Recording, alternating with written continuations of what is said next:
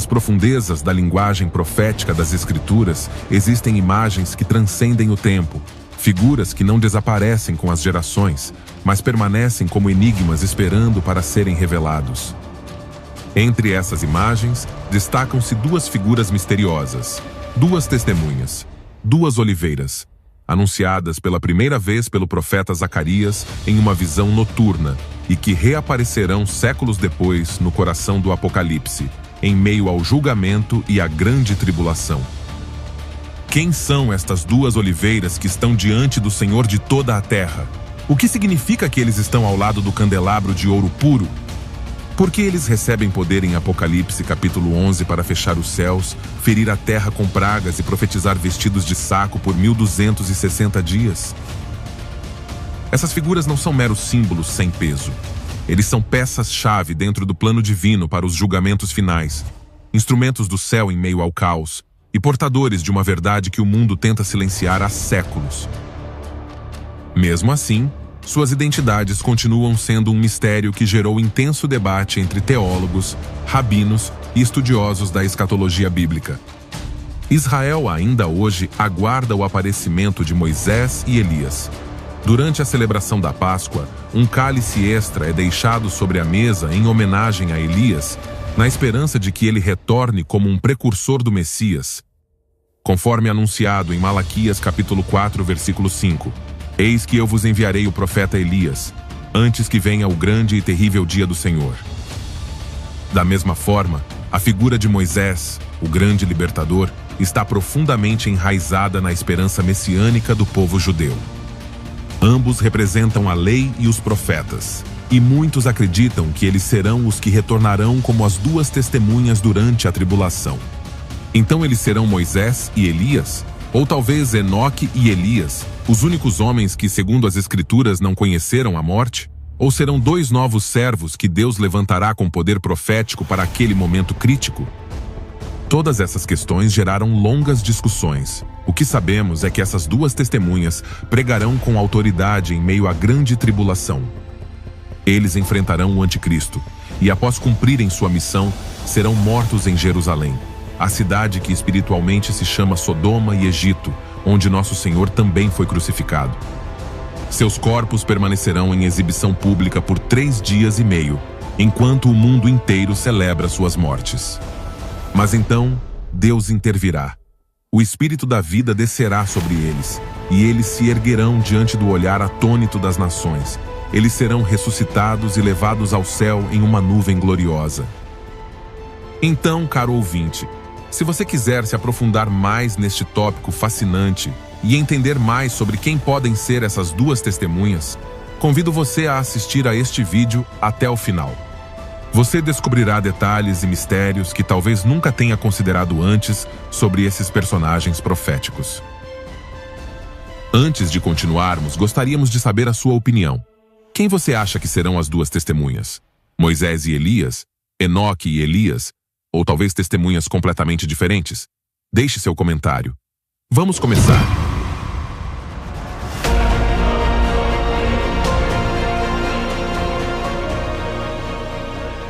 Sem dúvida, é lindo estudar profecias.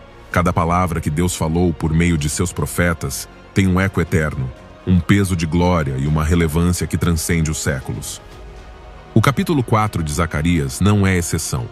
Esta visão foi dada em um momento crítico para o povo de Deus. Para entender seu significado, precisamos viajar de volta ao tempo em que foi proclamado. A visão das duas oliveiras no livro de Zacarias está situada em um período crucial na história de Israel. O retorno do exílio na Babilônia. Estamos no século VI a.C.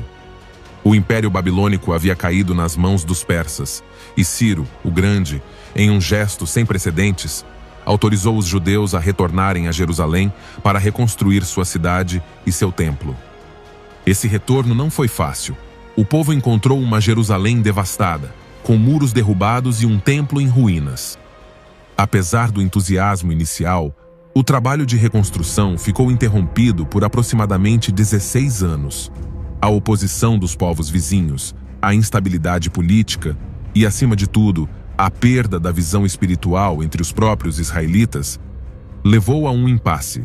Foi neste contexto que Deus levantou os profetas Ageu e Zacarias.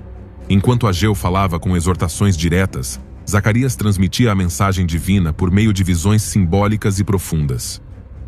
A quarta visão, contendo o candelabro de ouro e as duas oliveiras, foi entregue naquele contexto de crise espiritual e necessidade de encorajamento. O povo precisava lembrar que a obra de Deus não é realizada pela força humana, mas pela direção e poder do seu Espírito. A visão foi dada especificamente para encorajar os líderes da época e encorajar o povo a perseverar na missão divina de restaurar o templo. O livro de Zacarias, como um todo, é caracterizado por uma forte carga messiânica e escatológica. Suas visões não são dirigidas apenas à sua própria geração, mas antecipam uma dimensão futura do plano de Deus, além do seu tempo imediato. Portanto, o que parece uma visão local e momentânea é projetada em direção a algo muito mais amplo, o desígnio eterno do reino. Agora, para entender o assunto, vamos observar as passagens bíblicas onde essa visão celestial aparece. Vamos começar lendo Zacarias, capítulo 4, versículo 2. E ele me disse: "O que você vê?" E respondi: "Olhei, e eis um candelabro todo de ouro, com uma bacia em cima dele, e as suas 7 lâmpadas em cima do candelabro, e 7 tubos para as lâmpadas que estavam em cima dele." Zacarias vê um candelabro de ouro, semelhante ao usado no tabernáculo, mas com uma peculiaridade: ele é alimentado diretamente de um reservatório central. Este reservatório é um símbolo de provisão contínua e está conectado a 7 lâmpadas por 7 tubos, representando a plenitude do Espírito de Deus, fornecendo luz sem interrupção. Na Bíblia, o número 7 indica perfeição, totalidade divina. Agora vamos observar o que o versículo 3 diz. "E ao lado 2 oliveiras, uma à direita do tanque e outra à sua esquerda." Aqui encontramos os 2 elementos centrais da nossa investigação: as 2 oliveiras.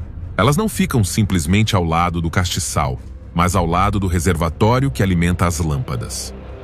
A posição deles revela que eles estão intimamente relacionados ao fornecimento de óleo que mantém a luz acesa. Não há padres enchendo as taças, não há mão humana, é um sistema celestial, uma fonte direta de provisão espiritual. Zacarias, vendo isso, fica impressionado e, nos versículos 4 e 5, diz o seguinte: "Continuei e falei, dizendo ao anjo que falava comigo: 'O que é isso, meu senhor?' E o anjo que falava comigo respondeu e disse-me: 'Não sabes o que é isto?' E eu disse: 'Não, meu senhor.'" Embora seja um profeta, Zacarias não entende a visão. Não basta ver o espiritual, é preciso também receber revelação do céu. É por isso que o anjo começa a explicar a chave da mensagem. O versículo 6 continua: "Então ele respondeu e falou-me, dizendo: Esta é a palavra do Senhor a Zorobabel, dizendo: Não por força nem por poder, mas pelo meu espírito, diz o Senhor dos Exércitos." Esta frase é uma declaração profética que tem sido repetida há séculos. Não por força nem por poder, mas pelo meu espírito. Aqui está o centro da visão. A verdadeira luz, o avanço da obra de Deus e o testemunho fiel não podem ser sustentados por meios humanos, mas pela ação viva do Espírito Santo. O óleo representa aquela unção contínua que vem do alto. Agora, mais adiante, nos versículos 11 e 12, Zacarias insiste na explicação dessas 2 oliveiras. Prestemos atenção ao que diz a história bíblica. "Continuei falando e disse-lhe: O que significam estas 2 oliveiras à direita e à esquerda do candelabro?" Falei novamente e disse-lhe: "Qual é o significado dos 2 ramos de oliveira que derramam óleo como ouro através de 2 tubos de ouro?" O profeta percebe que as oliveiras não estão ali como um símbolo decorativo. Eles estão derramando óleo através de tubos de ouro, ou seja, são canais vivos de provisão espiritual direta. O ouro na Bíblia representa o divino, o puro, o incorruptível. Não há manipulação ou fabricação humana aqui. É um ato sagrado, contínuo e celestial. E finalmente o anjo responde com uma frase enigmática, mas poderosa. Vamos ler o versículo 14. "E disse ele: Estes são os 2 ungidos que estão diante do Senhor de toda a terra." A palavra hebraica para ungido é literalmente filhos do óleo, Benei Hayitzhar. Eles não apenas foram ungidos uma vez, mas sua identidade é marcada pela própria unção. Eles vivem diante do Senhor, eles estão diante dele. Seu ministério não depende dos aplausos de homens ou de estruturas religiosas, mas de um relacionamento constante com a fonte do poder divino. Agora, vamos passar para o último livro da Bíblia, onde essa visão ressurge com força profética. Vamos ler Apocalipse, capítulo 11, versículos 3 e 4. E darei poder às minhas duas testemunhas, e profetizarão por 1260 dias, vestidas de saco. Essas testemunhas são as duas oliveiras, e os dois candelabros que estão diante do Deus da terra. Aqui, João, o apóstolo, registra a linguagem exata de Zacarias. As duas oliveiras reaparecem, mas não mais como símbolos estáticos, mas como pessoas vivas, testemunhas reais que profetizam com poder durante a grande tribulação. Eles próprios são identificados como oliveiras, porque estão cheias de óleo, e como candelabros, porque são portadores de luz. Eles não são movidos pela emoção nem pela tradição. Eles estão diante do Deus da terra, assim como aqueles na visão de Zacarias. A conexão entre ambos os textos é indiscutível. O que foi revelado como uma visão ao profeta pós-exílico, agora se manifesta como uma missão real no fim dos tempos. Deus levanta testemunhas com lâmpadas acesas e óleo celestial para proclamar sua verdade em meio ao caos global. O grande ensinamento é este: o verdadeiro testemunho de ontem, hoje e sempre só pode ser sustentado se o óleo do Espírito fluir. Sem essa unção, as lâmpadas se apagam, as vozes se silenciam e o povo perece. Agora, depois de ter examinado as passagens bíblicas de Zacarias e Apocalipse, e de ter compreendido que as duas oliveiras representam uma conexão direta com o óleo do Espírito Santo, é inevitável fazer uma das perguntas mais debatidas na escatologia bíblica: quem são as duas testemunhas que aparecem em Apocalipse capítulo 11? Antes de responder a esta pergunta, gostaria que lêssemos novamente os versículos 3 e 4 do capítulo 11 do Apocalipse. E darei poder às minhas duas testemunhas, e profetizarão por 1260 dias, vestidas de saco. Essas testemunhas são as duas oliveiras e os dois candelabros que estão diante do Deus da terra. Esta revelação mostra que Deus não deixou de ter voz em meio ao julgamento, mesmo quando o sistema do anticristo estiver operando no mundo. Entretanto, ao longo da história, estudiosos, teólogos e exegetas propuseram 3 interpretações principais da identidade dessas duas testemunhas. Vamos analisá-los. Número 1. Elias e Moisés, representantes da lei e dos profetas. Uma das posições mais fortes afirma que as duas testemunhas serão Elias e Moisés, duas das figuras mais proeminentes do Antigo Testamento. Esta interpretação baseia-se em 3 fundamentos principais. Em primeiro lugar de tudo, os milagres que as duas testemunhas realizarão são semelhantes aos que elas realizaram em vida. Apocalipse capítulo 11, versículo 6 diz: Estes têm poder para fechar o céu para que não chova nos dias da sua profecia. E têm poder sobre as águas para convertê-las em sangue e para ferir a terra com toda sorte de pragas, quantas vezes quiserem. Esta é uma referência clara a Elias e Moisés.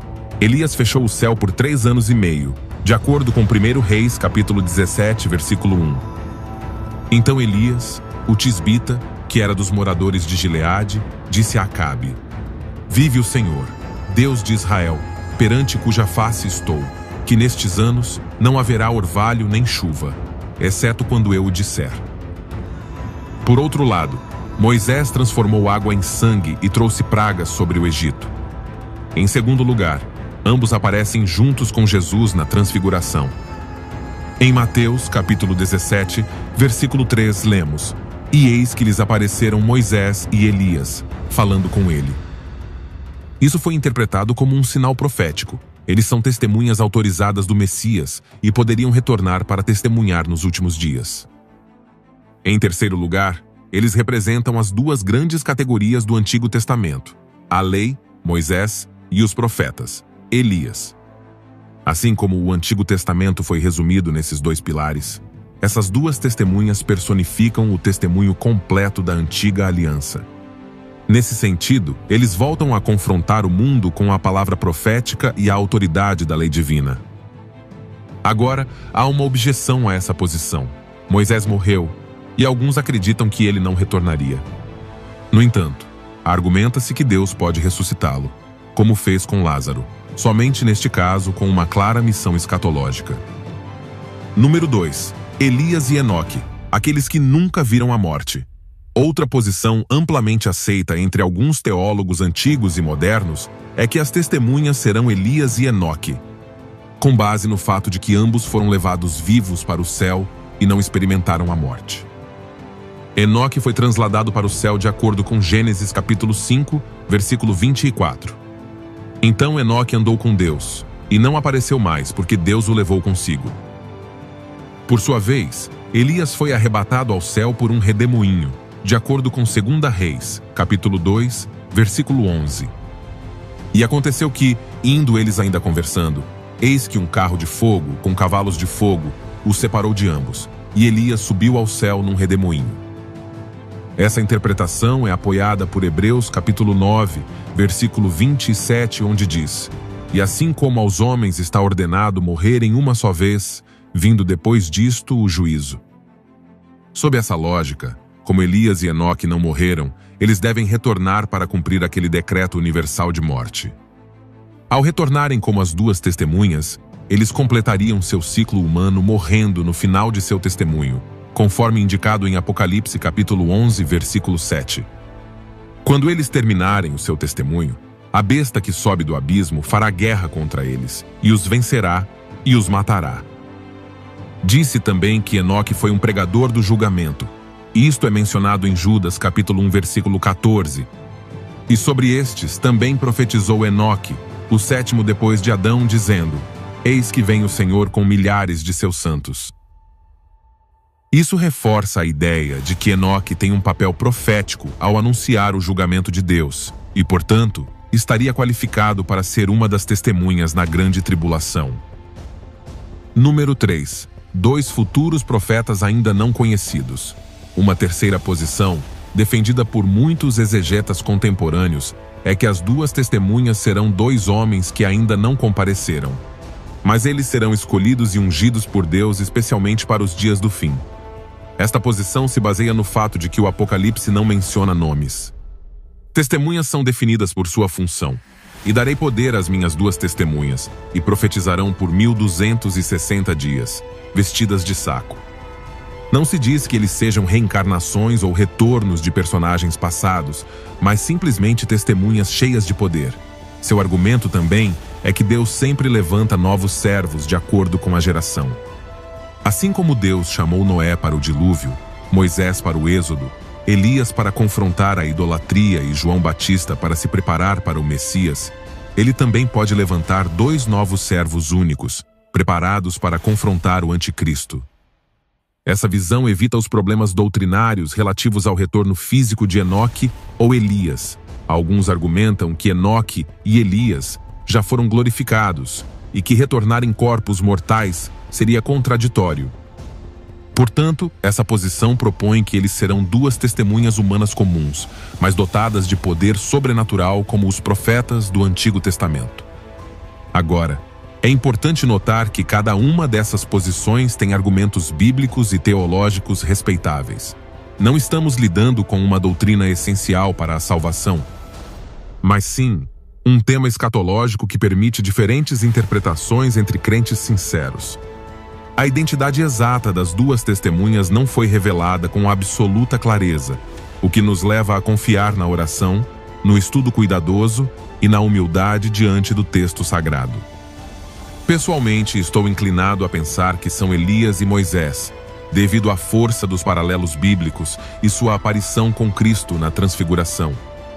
No entanto, entendo que outros podem considerar corretamente que se trata de Elias e Enoque, ou 2 profetas que ainda estão por vir.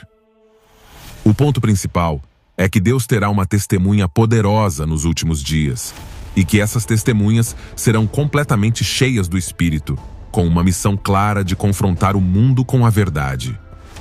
A revelação das duas oliveiras é muito mais que uma figura simbólica. É um testemunho vivo de que, em cada geração, Deus levanta vozes ungidas para proclamar a sua verdade. Desde o tempo de Zacarias até a visão escatológica de João, vemos o mesmo princípio. Em meio à oposição, à ruína e à apostasia, o Senhor mantém sua lâmpada acesa por meio daqueles que estão conectados ao óleo celestial. As duas testemunhas do Apocalipse representam não só o julgamento, mas também a esperança. São um lembrete de que Deus não se cala diante do mal, e que mesmo em meio a grandes tribulações, sua palavra será proclamada com poder. O papel deles não é agradar o mundo, mas proclamar fielmente a verdade, mesmo que isso lhes custe a vida. Apocalipse capítulo 11, versículo 7 diz: Quando acabarem o seu testemunho, a besta que sobe do abismo lhes fará guerra, e os vencerá, e os matará.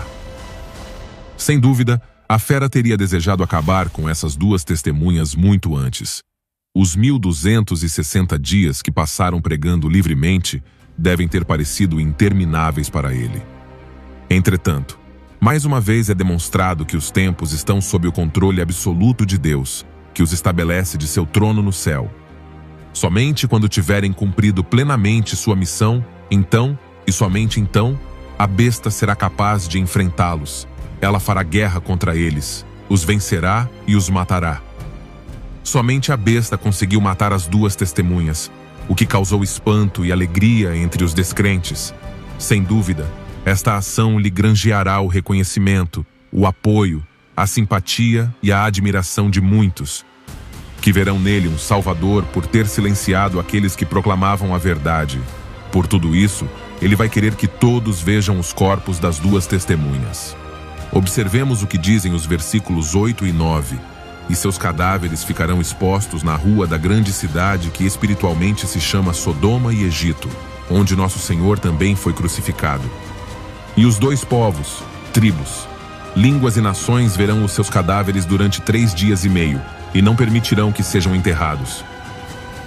Diante dos corpos sem vida das duas testemunhas, a besta se apresentará como a vencedora final. Em pouco tempo, ela exigirá adoração, convencendo a humanidade de que não há ninguém mais poderoso do que ela e que não há Deus lá fora. Portanto, será proclamado como o único poder absoluto. Não permitir que os corpos sejam enterrados não apenas glorificará sua aparente vitória sobre aqueles que pareciam invencíveis, mas também enviará uma mensagem de alerta. Servirá como um aviso para qualquer um que ouse desafiar sua autoridade. Foi, sem dúvida, uma demonstração calculada de domínio e poder. Mas também havia um ódio profundo. Em quase todas as culturas, deixar corpos insepultos é considerado uma grande desonra. Entretanto, mesmo depois de mortos, a besta queria continuar humilhando-os. Eu odiava intensamente o que eles defendiam e a mensagem que eles proclamavam. E ela não era a única. Multidões de diferentes nações compartilhavam o mesmo ressentimento.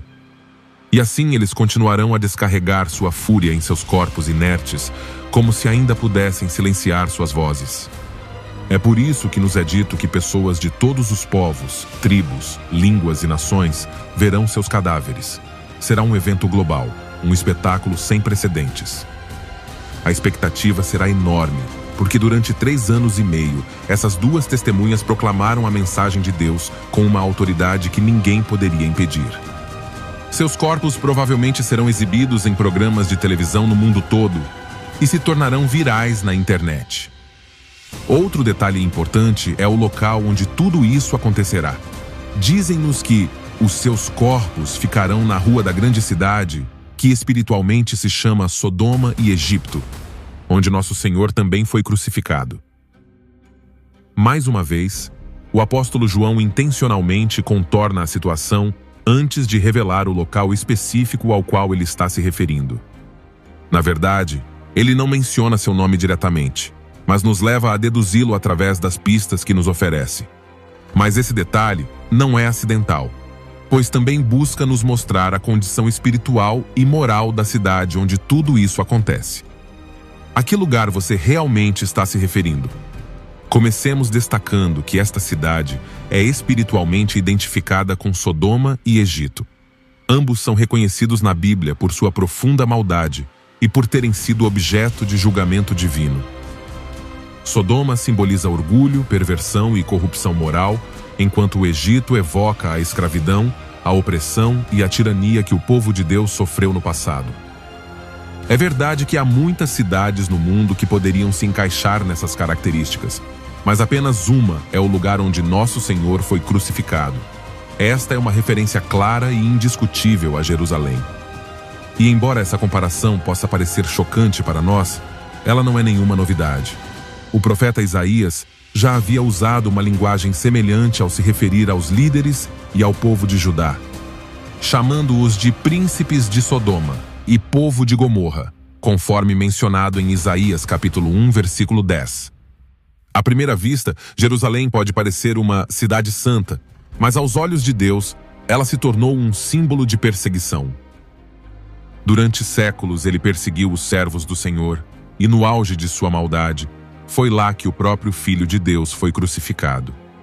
Agora, seguindo a mesma linha de violência e reflexão da verdade, o cemitério onde aqueles 2 testemunhos morreram e seus corpos foram expostos.